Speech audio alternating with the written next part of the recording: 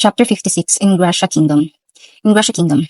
The journey to Ingrasha Kingdom proceeded without incident.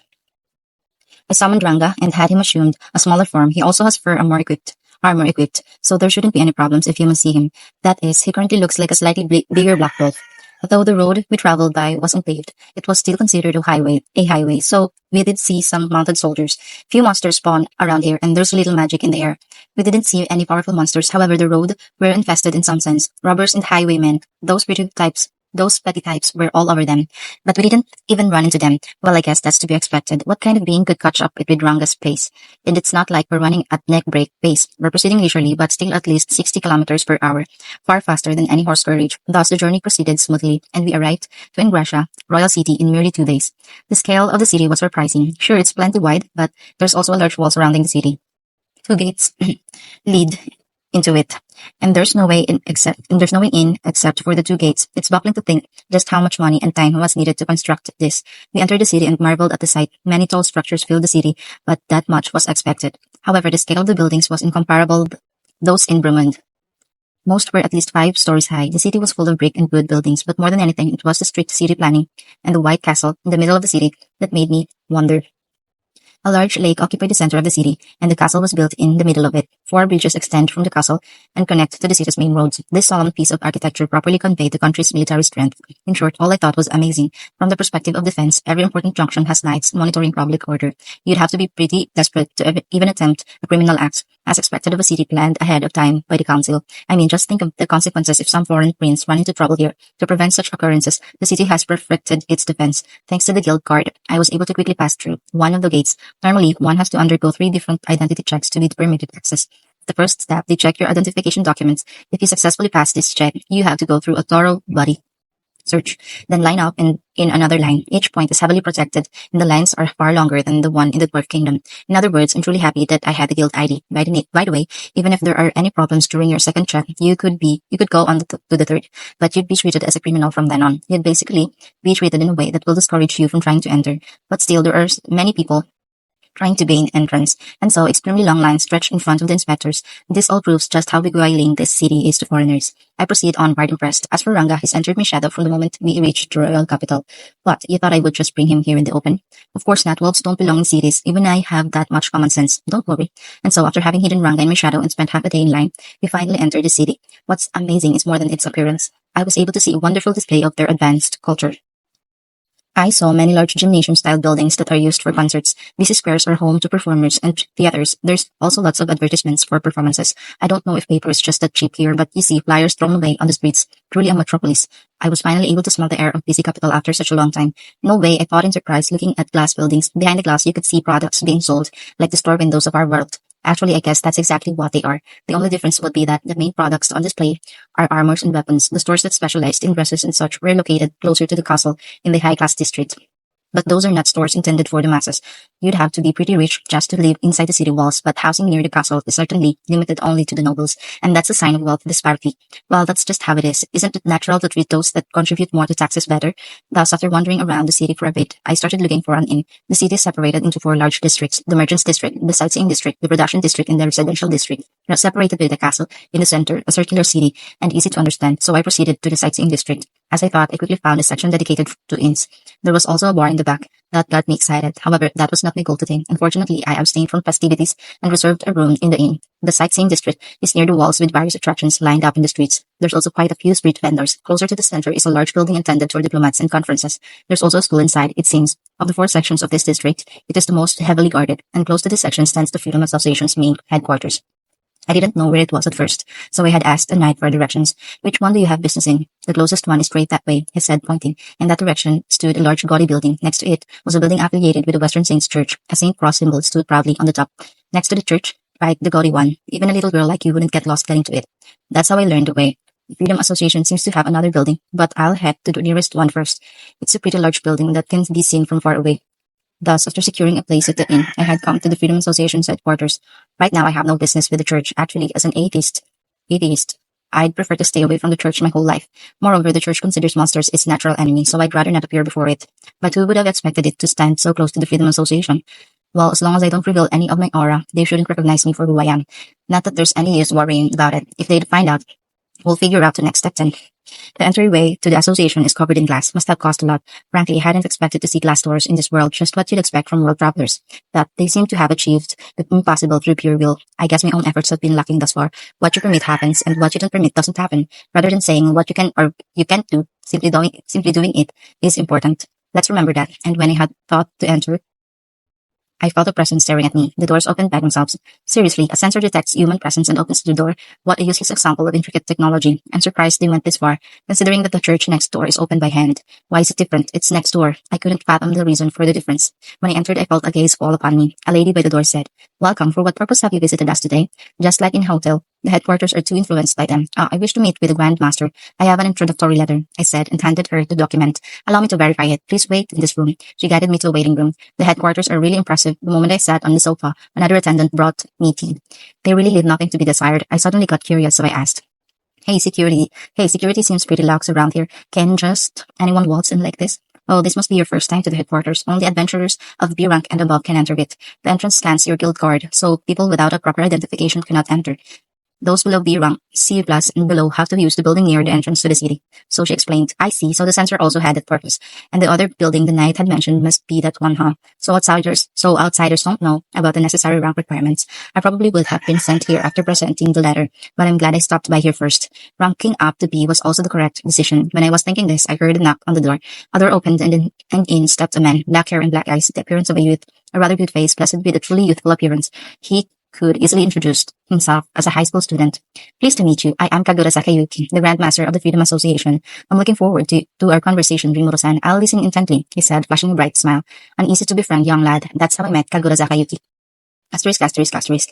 Pan. The door flew open and Milim entered. That was the norm, so Frey didn't react much. In the first place, the large mass of energy that was rapidly approaching her could only be Milim. When Milim entered, she happily exclaimed with a wide smile, Yahoo, Frey, what wonderful weather we have today. She was combing her beautiful blonde hair with her hand, her hands adorned with an unfamiliar item, not a ring, something enveloping 4 of her fingers with dragon images as decorations. It fit naturally around her small hands. Did I come too early? She said, fanning her face. Since when is she bothered with the heat? Ara, Milim, it's been a while. You seem in a good mood today. Did something good happen? Does it show on my face? Look at this, she said, showing the dragon knuckles on her hands. Proudly laughing. Fufun, Frey could only sigh to herself. Ara, my, they suit you quite well. Where'd you get them? After deciding to praise her, Frey asked that question. While fidgeting in embarrassment, Milim said, Want to know? Should I tell you? Should I? What should I do? And similar pointless lines. How annoying. Frey, who had known Milim for a while now, could only think that. Ara, aren't we friends? You can tell me, can't you? Upon hearing these words, Milim's eyes opened wide.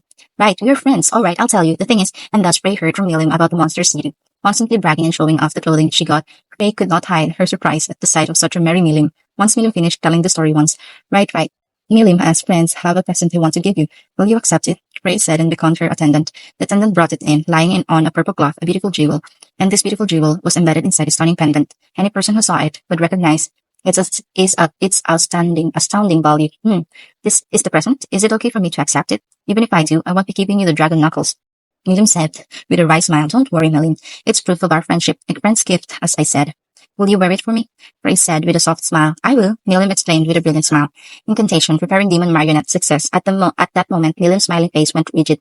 Something flashed in her eyes, but her consciousness was already gone. The dragon knuckles slid right off her hands. Seeing this reaction, Frey sighed in relief. It's done, Clayman. Is this fine? She said to a dark, empty corner of the room, from where you'd think no one could be a single man emerged.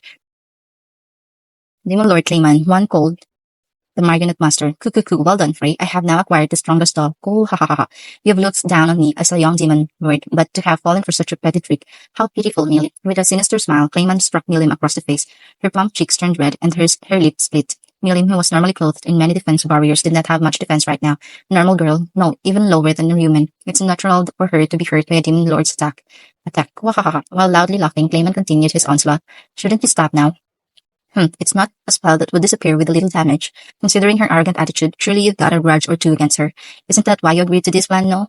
If so, then don't hold back. She can't resist anymore. Well, she is pointlessly sturdy, and we can just keep healing her when she breaks. His eyes bloodshot, Clayman kicked Milim into the air. Contrary to Clayman, Frey was calmly observing. Hey, Clayman, you don't know that Milim has an automatic defense mode, you see.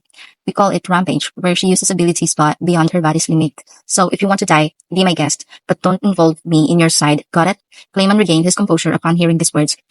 What a joke of a demon lord. What's with the oldest demon lord looking down on us? Whatever. If I use her, I can improve my standing among the demon lords.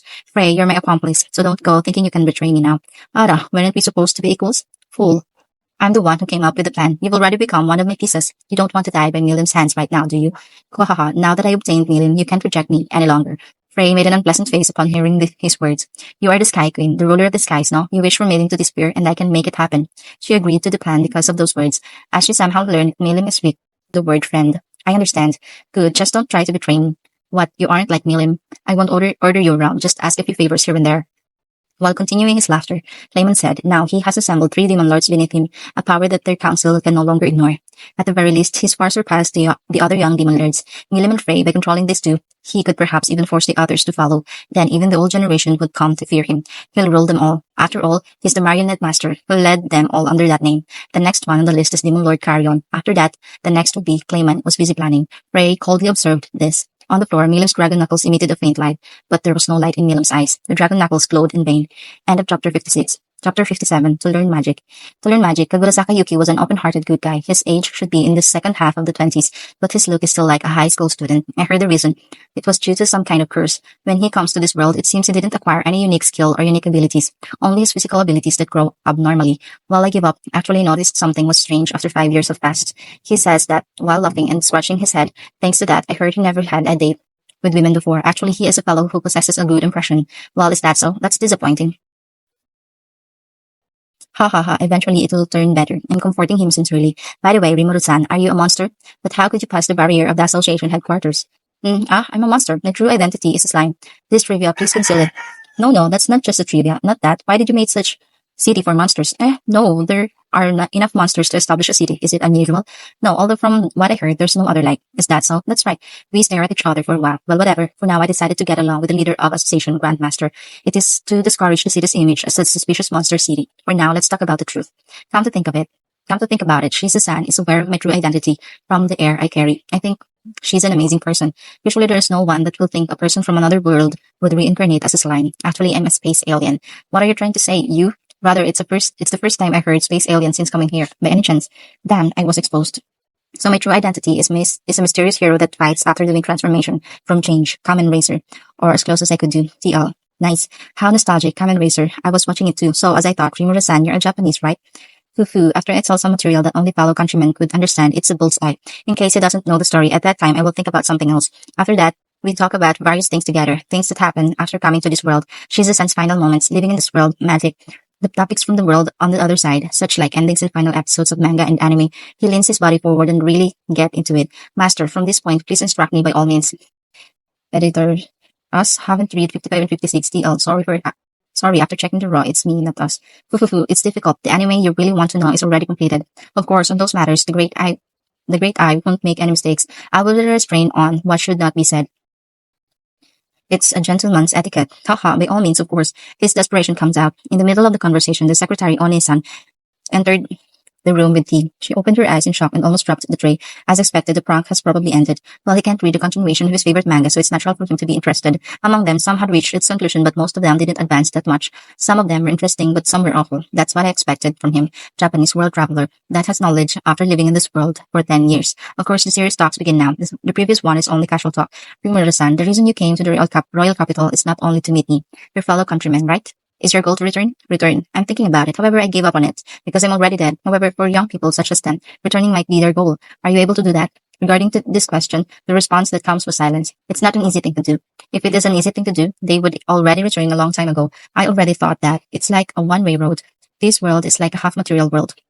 And I understood the explanation he gives. It's simple. The previous world was a full material world because there is no magic power on Earth. Spirits, demons, fairies, monsters can exist because there are magic power in this world. Therefore, you can easily go down, but it's impossible to climb up. Once your body became half material, you can turn back easily into your full material body. However, there is a way. From the legend in the material world, Earth, about demon and devil, if some conditions are met, it is possible to travel between worlds. The talks have been finished. Well, it is what is called steps in the research. For that goal, I guess I would like to continue hearing the progression of the research. Well, if I'm able to live carefree, then that's enough. The town had been finished and it's enjoyable to be together with my companion. To converse with fellow countrymen is one of the biggest reasons I come to this royal capital. But there's actually another purpose besides it, and that's the other purposes were to buy magic stones and inspecting the royal capital to measure the degree of civilization. Those visits are that important. However, the most important purpose I had not forgotten, that is to learn magic. While there were several purposes, it's good to talk with you. After this, I want to visit the library. And when I said that, I see, so it's magic, right? That sure is nice. I also want to learn some of it. However, for some reason, I can't use it. I think it might be because the change in my body's nature. Magic would be a man's special romance. This person, it seems that he is also the kind of person who understood a man's romance, as expected. Since it exists, he wants to be able to use it. I see. How long do you intend to stay at the royal capital? I had thought to stay for about a month. Now then, I wonder if I can learn magic by that time. If that's so, can't you stay for about 3 months? Hearing the explanation, it seems there is a lack of school teacher in the royal capital. There's a lot of impertinent students, so it's impossible for the B-rank adventurer in the royal capital. When the new school term begins, the new A-rank is scheduled to arrive and take up the position of the teacher, so there is a need to entrust the position for 3 months until then. There is no reason to hurry, even if I may accept it somehow. While thinking about this, teacher's dormitory 3 meals a day and salary of 10 silver coins a day. Also, how about additional free pass to the Royal Capital Library? Of course, I would take it. You would do the same if I'm in trouble. Ha ha ha ha. We shook each other's hand while smiling and get a job at the Royal Capital. A bid farewell to Yuki, finishing the formalities in one day, and I was told to go to the dormitory tomorrow. The talk immediately ended. There were no problems either, and thus the move to the dormitory finished. Well, although I experienced the Royal Capital Inn service only for one night, the service there was quite satisfying. The 2 included meals are delicious, as expected. The seasoning is also used abundantly. Even thought the inn that I resided at is cheap. They also provide a large public bath, and it's wonderful too. In the country, it's seldom to see a local inn with bath service. However, if you want to stay for 3 months, living in the dormitory is more convenient. Thus, the move to the dormitory is immediately finished. Even if I regret nothing, 4 silver coins a day is quite high. The salary of 10 silver coins will be given on the working days. There won't be any on holiday. Though it was expected for the royal capital to have high living expense, there is no problem to save money. But work is for tomorrow. Today is for visiting the library. There is a restriction to enter the room with magic books, but when I present the adventurer identification card, I can enter the room without any problems. They seem to keep what they had promised to me when I take up the teacher job. Even though the library is located in the royal capital, it is not the royal library. The royal library is located inside the castle, as those are in the royal family possession. Only court magician can access it. In every country, the library seems to hold the country's secret magic, so it was difficult for a foreigner to visit it. But it doesn't mean that this library worth is low. They are not. The library, where I stand now, exhibited the secret arts that the adventurers had collected. The ancient magic that the Freedom Association adventurers found is also collected at this place. It can be said that it is possible that this library had a worth that is equal to the other country's royal library. It's wonderful. Coming to this royal capital early like this is like being blessed with good fortune. Even though this is a favor from Yuki, surely it's mainly because of my good behavior. I immediately checked the magic books. If you read it straight, the book's amount is such that it seems to be impossible to read all of them in someone's lifetime. To everyone in the world who studies diligently, forgive me. After apologizing in my heart, I read it quickly with great sage. For someone nearby who sees me, it seems to them that I only take a book in my hand for a while and then return them to the shelves. Actually, just by holding it in my hand, the book goes inside my body. So I copy it completely. Simultaneous utilization of great sage and gluttony abilities. High-speed copy of the magic books that I hold in my hands. I am postponing checking the content of the book for a later time. Unfortunately, it is not possible to be able to use magic just by copying the books, but taking and copying it, I'm able to make the index of the magic books I want. After this, it's necessary for me to study in one by one. For that reason, I took and copied the books one after another without seeing the title. Even with the copying speed, it's taking a whole day. I'm only able to take a 10th portion of all the books here. It seems from now on, I'm going to come to the library frequently in my break time and day off, because my day off passed. However, there was no regret. For my goal to learn magic, it's just a trivial thing to do. Well, it's the first day of the job. Still, this is a bit difficult job. I understood that after experiencing it at the first day, taking the position, rather than a teacher, I became an instructor. Because there isn't anyone capable to fill the vacant positions Shiza-san left. My job is to become the substitution. Yuki's jobs are not only as the leader of Freedom Association Grandmaster, but also to manage the Freedom Academy as its executive director. He was the chairman too. The person in question says that it's just an honorary position, but it's still an important position. After coming to this world for 10 years, he develops the Freedom Association running an academy. In one sense, he is the representative of all the adventurers. This academy had also referred as an institution to nurture the association's member. Moreover, each class is separate, just like in the association, thus they are divided just like how the association. However, the basic teaching is shared between classes. The position I take is the vacant homeroom teacher of the special class, alias S-class. But it seems the class's member is still at the age of elementary grade student. It says the former homeroom teacher is the demon teacher, Izawa Shizoe. It's Shizu-san. She's the hero whose nickname is Explosive Monarch. So the teachers succeeding her pale in comparison to her. All previous teachers being unable to handle the severe interaction with the students ran away from the academy. When I was giving my greetings in the staff room, I was told that the other teachers told by the other teachers. No, even for someone who looks like a child, I think you still had trouble with those problem children, even if you are a B-rank adventurer. Well, you had recommendation from the chairman. Just quickly report if it seems impossible for you. The principal worries too much. They are just kids, haha, or so what I think. Jeez. From this day, yours new homeroom teacher is in the place I stood and greeting them friendly, a flaming sword flying towards me. I become panicked and managed to avoid it. Ken-chan, cool! Is that a special move? You perfected it. However, it's still lacking. It should not be easily avoided. Noisy children, I will end up split and charred black if I didn't avoid it. Hey, calm down, will ya? The class will be destroyed if you went to rampage. I retort in Shudo Kansaiben. I already want to go home. This place is another road. If a teacher exhibit violence, will it be considered a corporal punishment? In front of me are 5 human children. This is a gathering of problem children. LES, S-class, a special class that is composed only by world travelers. Yuki sheltered the children from every corner of the world. They are still kids or elementary grade student, but their abilities is terrifyingly high. Honestly, he is toying with me. I thought they were docile, but towards me, they are staring with their eyes full with hostility. For 3 months after this, can I take care of these guys? The depressing feeling from a long time ago is coming back. End of chapter 57. Chapter 58. The summoned, those who are called heroes. The children directed a hostile gaze at me, filled with pure hatred. It made me feel really out of place. What in the world could cause them to harbor so much hostility towards a new instructor? 5 children. Misaki Kenya, male, 8 years old. Sekiguchi Ryota, male, 8 years old. Gail Gibson, male, 9 years old. Alice Ronda, female, 7 years old. Chloe Obel, female, 8 years old.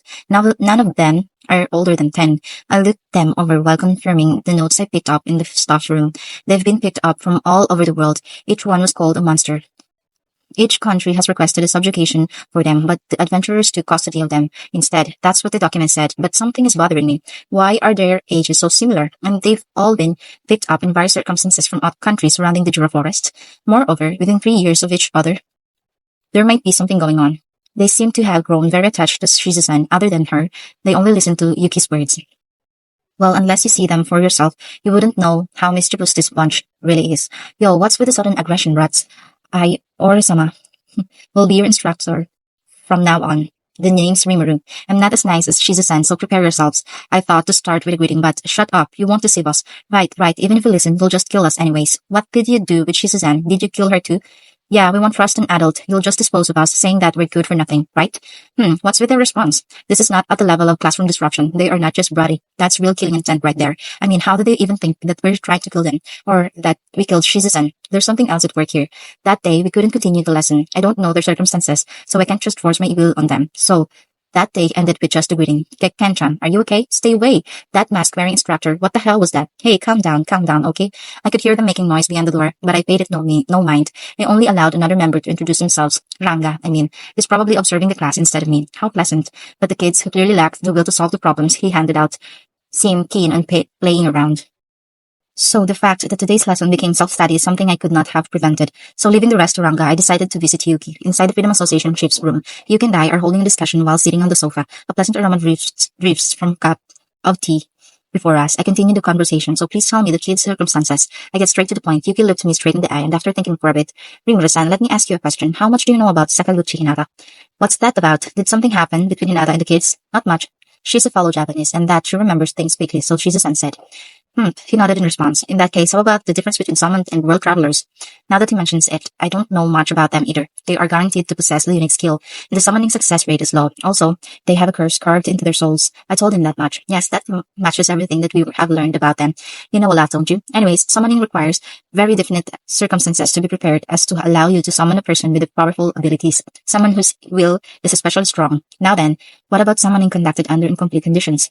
Yuki's following explanation made me feel sick. The success rate with 30 magicians chanting summoning magic over the period of 3 days is less than 0.03%. Moreover, a magician who has used summoning magic cannot use it during a set interval. The rest period ranges from 33 to 88 years. Usually, the time is used to prepare the environment to better the chances of the summoning. Now, what would happen if you ignored these rules? If you do this, there are less requirements to conduct the summoning, and you can continuously summon. According to what Yuki said, summoning conducted thus usually results in children being summoned. Children with strong souls or abundant magic are forced over here, without being granted the ability befitting them. Without a unique skill, the abundant magical energy causes their bodies to implode. They are fried alive with the powers they possess. Wait a minute. Then are those kids? At the moment, the record is 3 years. That is the lifespan of those properly summoned, and those kids have been summoned like that, failing to become heroes. Waha, heroes? Why would? Were they forced into this by Sakaguchi Hinata? Yuki does not answer. However, his silence only confirms my suspicions. The church is seeking a new hope, a new power, the wish of all humans like humanity's messiah, the hero. I have secretly investigated many facilities and brought the children out. What the hell? I have not found a way to prevent their deaths. Children under the age of 10 are no exception. If they do not possess a unique skill, they will surely die. Aren't the summoners bothered by the loss? Aren't these failures dissuading them or something? They calmly summon more and more since they can just continue doing so. They don't care. That's probably what they are thinking. Are you kidding me? Why have you allowed the church to continue existing? The church, the Western Saints Church, is influential.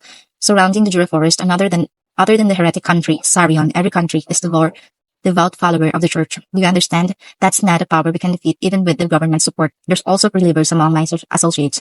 If we make the church our enemy, the association would fight with itself.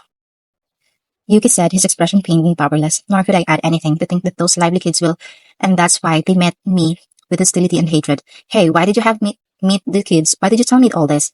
Why, indeed, maybe I wanted to see if you could come up with a way to save them. I don't have anyone in the world I could rely upon. I've already lost Shizusan. If you hadn't noticed, I wouldn't have told you anything. So why did you notice? Damn it. If I hadn't noticed, I could have sent them on their way merrily. Now that I have, how can I be merry? What a bad joke. Isn't it dangerous to have the school so close to a church? Fufu. On the contrary, it's the safest place. You've heard the expression, it's darkest under the lamppost. So, what will you do? Will you quit? I looked Yuki straight in the eye and loudly declared, I will not quit and will proceed as I wish from now on. Any complaints? Yuki nodded. And I leave them to you. If you can, please save those children, he said, lowering his head. No need to tell me. That's another task Shizusan had left behind. I'll see it through. And chances are, this whole conversation was planned by Shizusan ahead of time. Just as Ray thought, I leave the Freedom Association building and return to the classroom. Now, can't quit them with a gloomy face. I'll do what I can. That's all I've been doing thus far. Shizusan depended on me. Yuki asked this from me. All I can do is to answer their hopes. Asterisk, asterisk, asterisk. That was the worst day in history for the Beast Kingdom Eurazia. Demon Lord Karyan nervously looked into the skies above. A huge lump of magical energy was rapidly approaching. Without even trying to hide her aura, Demon Lord Milim, hey, is this for real? She's clearly intent on fighting and aiming for this country. A fight with a serious Milim Nara. I guess this could also be called an opportunity. Karyan did not believe himself to be superior. In fact, he thought Milim to be stronger. However, it's more fun winning against a stronger opponent. His blood boiled and his heart beat happily. The strongest Demon Lord Milim, a senior Demon Lord, unlike her appearance, she deserves the awe. He could face that Demon Lord. To say he was excited would be an understatement. He had once asked his parents when he was but a child about the tyranny of the Dragon Princess. Was that a fairy tale based on Milim or some other model? This is what his parents said. A Dragon Princess anger can erase a country. Never fight against a Dragon Princess. What rubbish. Though the military of the Beast Kingdom, Yuzaria, is not particularly large, half of its population belonged to a warrior race, by no means inferior to any other country. Moreover, he himself had evolved into Demon Lord. There was no one he had to fear. He headed to the sacred mountain behind the castle, and while preparing himself, he planned to ambush Milim there. His followers, devils and retainers, knelt before him, waiting for instructions. Listen, we only have one foe, Demon Lord Milim Nava. Against the Demon Lord, if you devils fight together, you can put up a proper fight, but I will go myself. As for you, erect a barrier and protect the people. Believe me, I shall win. Hearing their battle cry, he could feel their excitement. Today, he had the chance to prove himself the strongest. I didn't hate her personality. We could have become good friends. What a shame. At this point, her reasons did not matter. For him, only the fight mattered. Not that his prudence would have changed the outcome in the slightest. Slowly, he rose to the skies using fight magic. Reaching Milim, he began the fight without a word. First, a quick test. Punch her with all his power. However, her body covered in many defensive barriers. The attack did not reach her. He summoned Yaku Serio Lance and felt his strength grow exponentially. Letting out a small breath, he combined his fighting spirit with his aura and released an onslaught of slashes at Milim. Each slash was followed by an air bullet which violently assaulted Milim. However, though the bullets have broken through the number of barriers, they were unable to hurt her body. Moreover, each of the slashes was caught by her demon sword, Evil God. It didn't suit her at all, that long curved single-edged blade. The sword was dyed in a pale blue light. How many demon lords has this famous sword slain? To carry on and distance himself from Milim and regained his posture. He had not looked down on her at all, but she far surpassed his expectations. He had not used every ounce of his power, but Milim also seemed bottomless. Nor was she an opponent he could fight conflicted. He decided to go all out. Unfortunately, she seemed very unconscious, as if she was being controlled by someone. That, however, didn't matter to carry on. I had wanted to fight the real you, not some puppet, but even so, I will not lose. He unleashed his abilities, began assuming first his devil, then his demon lord form. He is after all known as the Beast King, a lion lycanthrope. Thus, he began transforming into a beast devil, and thus his true form, Demon Lord Lion King Carrion, had appeared. Covered in a silver fur, his muscles bulged. On his lion head, a vermilion bird crown shone bright, and that body was clad in black tortoise armor. The neighboring countries all specialized in warfare, so for the sake of fighting for the dominance of the skies, large eagle-like wings were attached to his back. Seeing that appearance, a small light briefly flashed in Milim's eyes, and Carrion had not missed it. Or maybe he had only imagined it. Now then, Milim, it's a shame, but now that you have seen this appearance, I'll have you permanently disappear, okay? It's a shame, but goodbye. He screamed and concentrated all his fighting spirit into Yakuseru lens. If they had been underground, the earth would split from the force of his power and his surroundings would grind into dust. Not that the air remained unaffected, the energy he had emitted set the air itself on fire. This roar releases one's magical energy at the opponent. All his energy was focused on the tip of the lance, yet it remained undamaged. Had he fired it on the ground, everything in the direction of the attack would be inadvertently erased. With his Beast King Chiron's circle technique, normally its power would not wane in the slightest for the first 100 meters, and the actual range of the attack would go well past 2 kilometers. Thus, the long range makes this a skill that is best used against multiple opponents, but it can be regulated to be concentrated on a single one. This would be the first time he will use Beast Roar against a single opponent, but he could hardly imagine anyone being able to withstand it. He will go all out. Magical energy rapidly escaped his body. He could hardly sustain the flight magic. However, that was a small price to pay for this attack. Normally, he'd have to use it 2 or 3 times to become this tired, but today he couldn't be so reserved. His opponent was covered in many high-level barriers. Taking a deep, and while falling towards the ground, Zuza, he dodged the return fire. Blood trickled down from his back, but he closed the wound with spirit alone. He looked up at her, however he didn't want to see her, nor believe that such a thing could be possible. A being who has so far exceeded his expectations. Dragon wings spread wide, her blonde hair fluttered in the wind, and though it was not there before, a beautiful crimson horn now adorned her forehead. Her light gothic crest has changed into jet black armor. So this would be her real battle attire, huh? Though Carrion was now exhausted, his opponent was unhurt. What a joke. Cut me some slack. He was now experiencing a bizarre feeling, wanting to cry and laugh at the same time. Well done, that was fun. As thanks, I'll show you this. Milim spoke for the first time. However, it was a monotone voice, devoid of her personality. Carrion nonetheless felt impending doom from her words. I don't want you to show me anything, he screamed in his heart. Using thought transmission, he conveyed an order to his subordinates. One word, run, and with the remainder of his strength, he ran as fast as he could. He felt it deep in his bones. If he stayed, he would die. The dragon's pupils dilated, and she stretched her wings. Milim roared. Dragon Nova. Its brightness easily surpassed that of the stars. The bright pellets that rained upon the earth erased not just the castle, but the mountain behind it. The sound of destruction far surpassed the audible range of one's ears, so the shockwave heralded it instead. Those touched by the light disappeared without being able to offer any resistance. The strongest magic, and one of the reasons that Milim has for so long reigned supreme. Impossible. Luckily, Carrion was able to escape, receiving a direct hit, so he survived.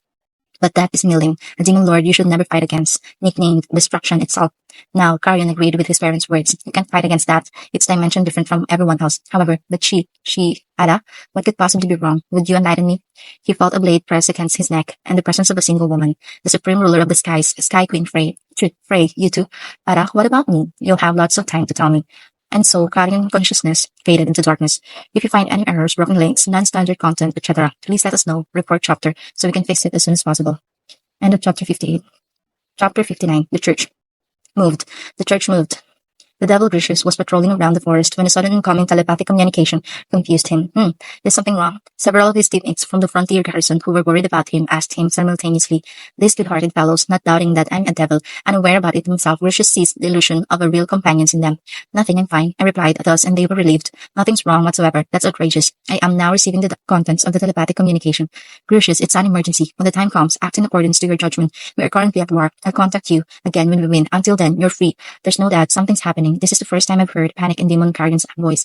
Just who is his opponent? It was irritating that I can't think of anything. What should I do? He told me to make my own decisions, but I can't think of any measures. After that, I tried to telepathically communicate just in case, but nothing came out of it.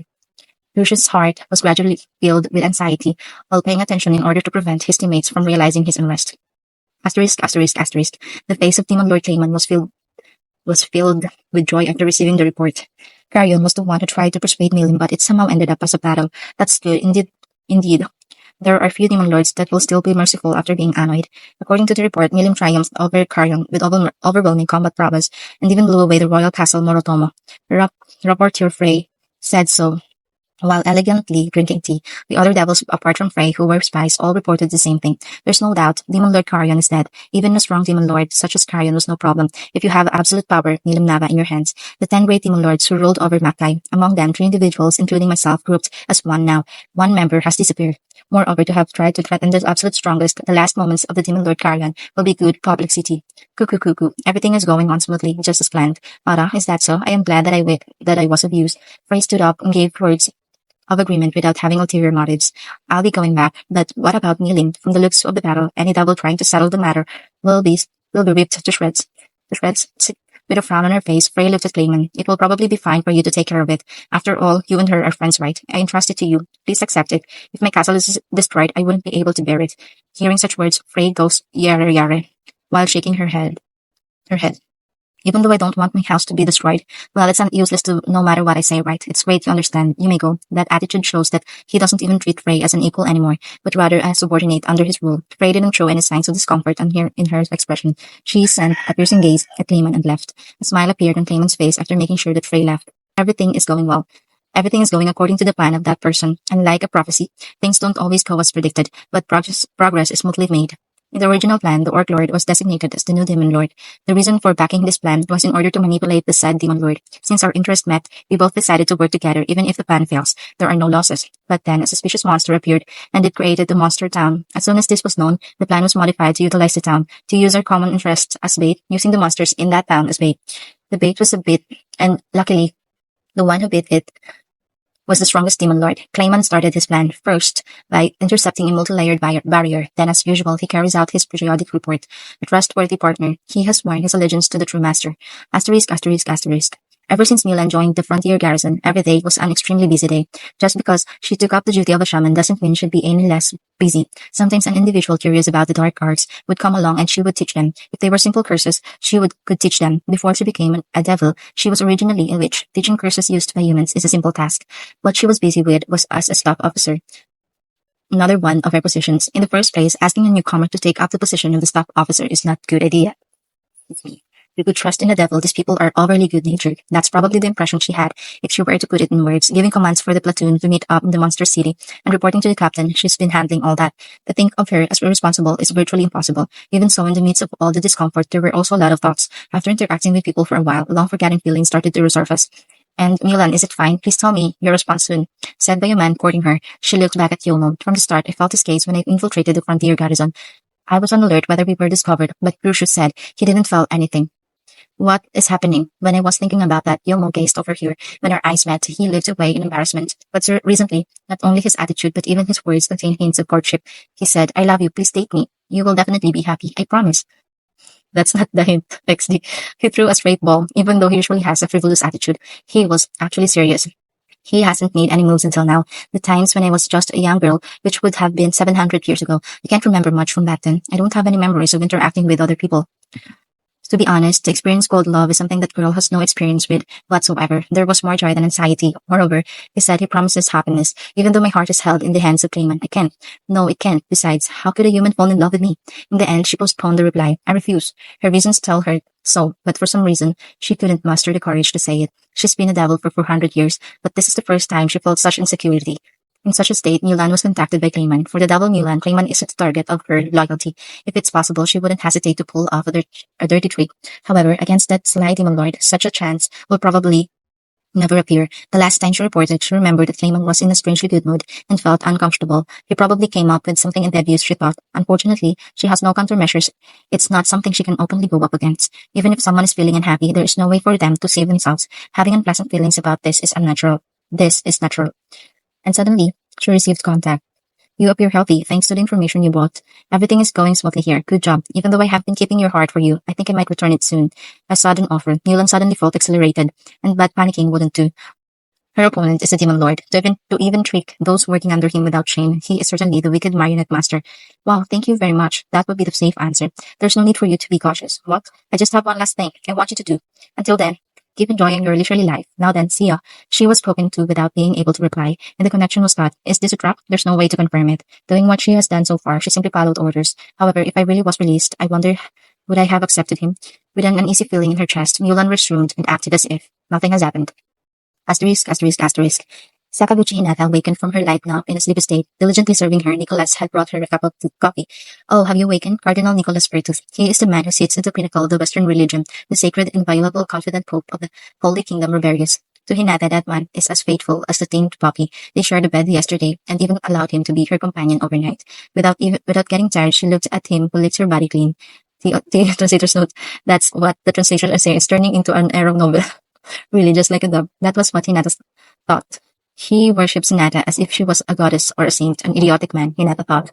Even I would excrete after I eat. After a year, it's natural for me to age. It's not like my body would remain beautiful forever. All this man is looking at is a mere fantasy. He desires her body. It's a cheap.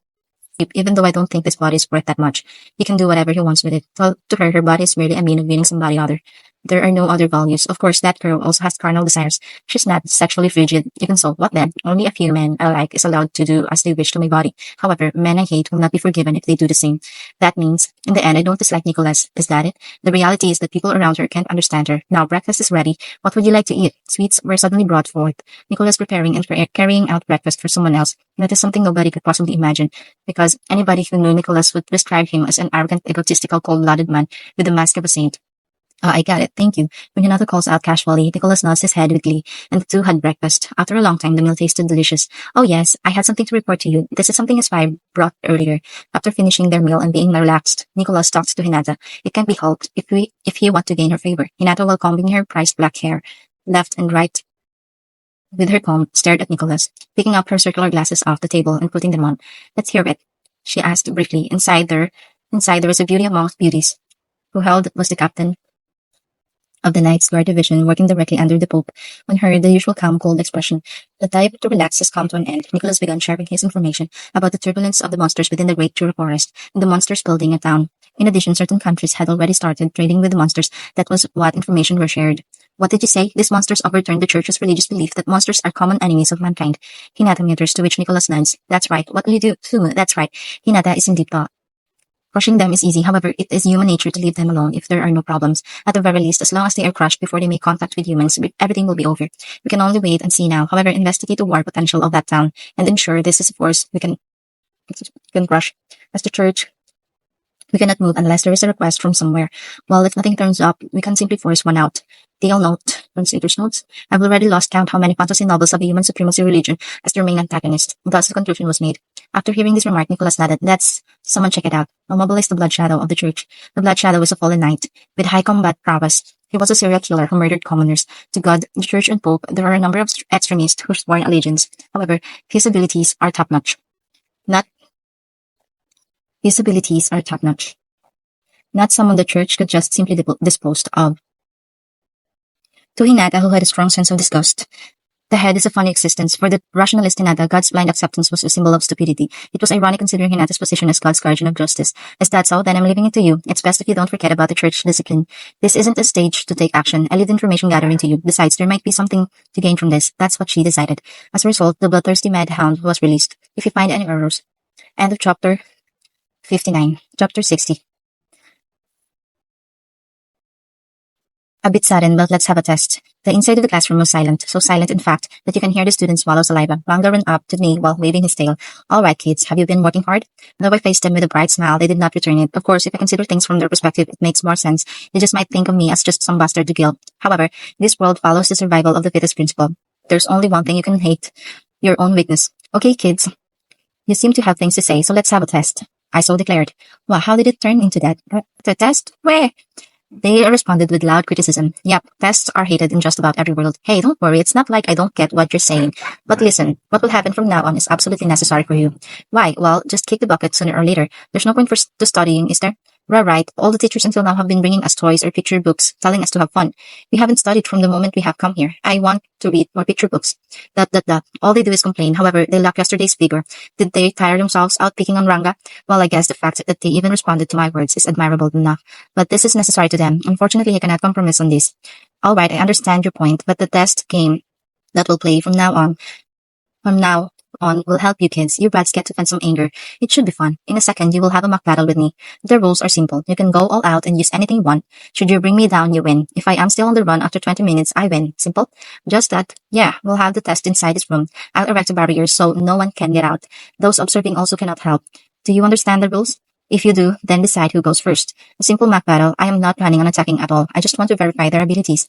If they are incapable of acquiring a unique skill, I wouldn't know of another method to consume the durable power on their bodies. According to my analysis, their magical energy as compared to monsters would have them A ranked at least. Though adventurers rely on fighting strength to decide their ranks, monsters tend to judge by power alone. Power alone. I was at first surprised to see B rank adventurers whose magical energy is hardly C-ranked. I only learned of this after having become an adventurer myself. Normal monsters do not concern themselves with skill proficiency, so they were usually evaluated based only on raw abilities. Of course, there are plenty of monsters that do hone their skills, so generally speaking, these kids are A-ranked. If they can properly use their abilities, they should be formidable opponents. They finally decided to order. With an eager face, Misaki Kenya is coming at me. He's just an 8-year-old troublemaker. Is he the leader of these brats? Hey, I can use the sword, right? Impudent little. Go ahead and brat. That when you lose, I'll have you address me politely. From then on, I won't lose to a lousy adult. I've only lost against Shizu-san. Okay? How about you leave the self-praise for after you win? But as we were ready for the match, I'll have the children keep time. I acquired a sand watch the other day and showed the kids how to use it. Now then, shall we start? Begin. Can you move on Ali's command? He moves well for an elementary school student. Actually, he's defeated adults before. Not that it will have any effect on me. Go for it, Kenchan. Go for it, Kenchan. Don't lose. Hearing their encouragement, Kenya redoubled his efforts. He desperately tried to land a hit on me, but I avoided them with room to spare, without a need to predict. After 10 minutes, with tears in his eyes, he started shooting fire at me. What a pathetic flame that was. It would be hard to compare it to the flame I used, so I'll just say that the flame was really weak. An A-rank monster using all his strength to create a fireball can easily surpass a temperature of 1000 degrees, but this is even weaker than Ellen's fireball attack. Inferior to magic used by a rank B adventurer. He definitely learned it by watching, so this would be poor representation of his real abilities, right? Hey, you're focusing too much on the flame. Try shooting out a ball of pure energy. Shut up, Shizu-san used this skill, and it was powerful. I won't listen to what the likes of you have to say. What an arrogant brat. In the end, he ignored my advice, and when the 20th minute passed, I was declared the victor. Alright, that's enough. Address me properly as sensei from now on. Who's next? Come at me. Dropping his shoulders and visibly depressed, Kenya rejoined the kids. Well, I'd be in for a shock if I had lost to a brat who hadn't even turned 10. Next one up was Chloe Obel, an 8-year-old girl with a rare hair color. It was black with silver snakes. Ever seen anything like it? Anyways, she was a beautiful girl with an interesting hair color. I wonder if she's part Japanese. She has this Eastern-Western vibe. So shall we begin? If I looked from afar, people could see a middle school kid bullying a little girl. Even so, this test is crucial. I'm acting all cool and all, but if I really lose, what a bad joke that would be. Kurochi, don't push yourself. Don't hurt yourself, Kuro-chan. See, you'll note, Chloe in Japanese is written Kuroe, hence the nickname Kuro. Most of the kids said, don't hurt yourself rather than do your best. I guess that's just how it is. The signal was already given, and the match had begun. Though there was a 5-minute intermission, I chose not to take a break. Even so, I was not tired in the slightest. All I've been doing is dodging, so it was an easy win. Now, Chloe, what kind of attack will she show me? I wonder if she just likes books, but she's got one on her right now. Is that right? Is she planning on hitting my head with it or throwing it at me? Will she suddenly say, this is not a book, it's a blunt weapon? No, probably not. While I was thinking this foolishness, in an internal flowing stream behind my water prison. Oh, suddenly water appeared at my feet. According to heat perception, it's real water. Magic. What an amazing child. Let me guess, a genius. While I was feeling impressed, the water continued to rage and enveloped me in a bubble. When I tried poking it, it stretched out a bit. I wonder if she is fixated on accelerating the skill, making it something akin to my water blade. Wonderful. But what will she do now? This magic's next step is to fill the bubble with water. If you accept defeat, I will let you go. If you don't, you will die. So young, but so dreadful.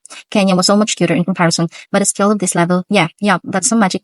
That's some amazing magic, that it won't have any effect on me. But this magic is superior. Make sure to continue practicing later, I said while stroking her head. Prison, that kind of thing is pointless in the face of cloning.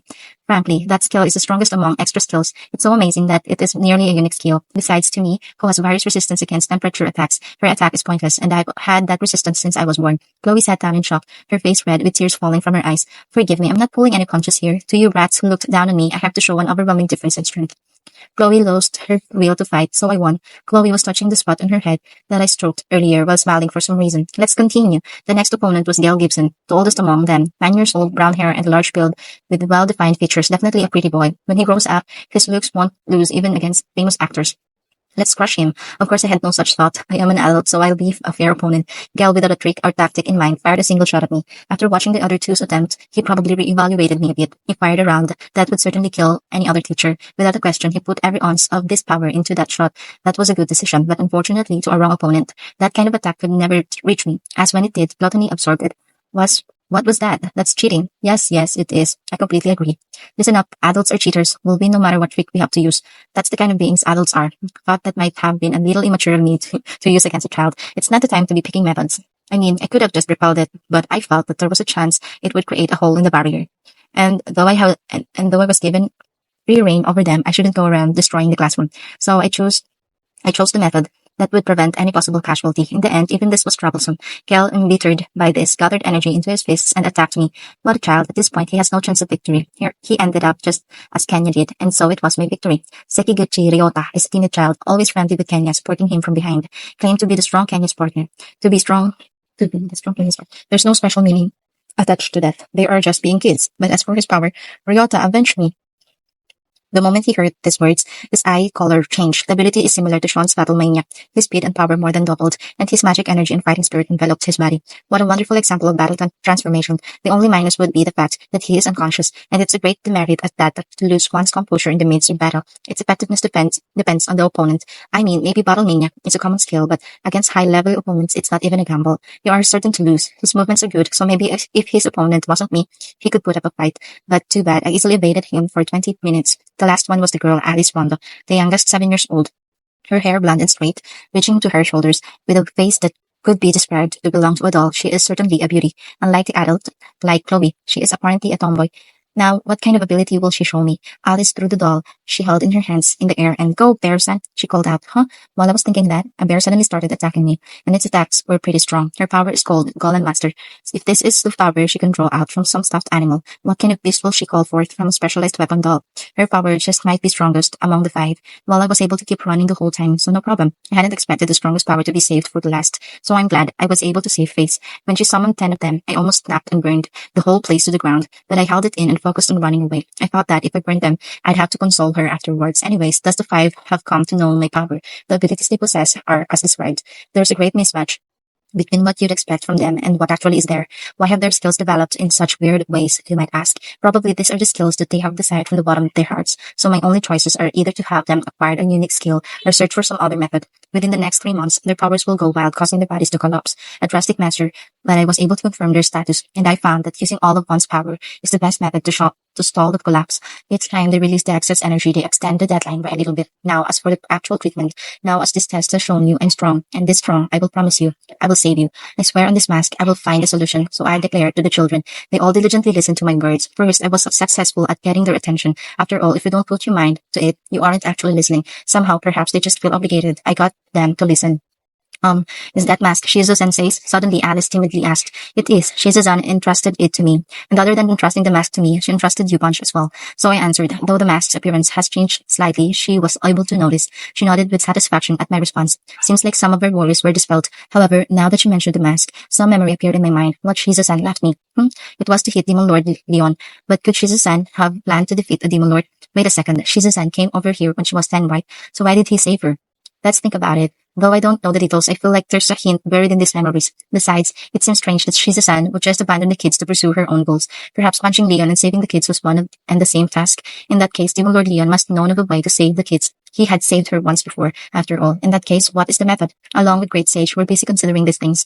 And as always, Great Sage did not fail my expectations. Had Demon Lord Leon saved Shizu-san intentionally or by accident? The answer. Solution. The chance that Demon Lord Leon saved Aizawa Shizuue intentionally is about 74%. However, this percentage is a mere prediction and is thus meaningless. Also, regarding the way to save the children, I was not mistaken. Listen up. I will absolutely save you. But prepare for this starting tomorrow. Believe in me, I will not let you, whom Shizu-san entrusted to me, die. Unlike my previous words, this time I was confident. The children likewise responded. Seriously. Please, Sensei. Sensei, huh? What a pleasant word. Leave it to me. Now, for the first time, I approved of the children. I will save them. So I swore to myself. End of chapter 60.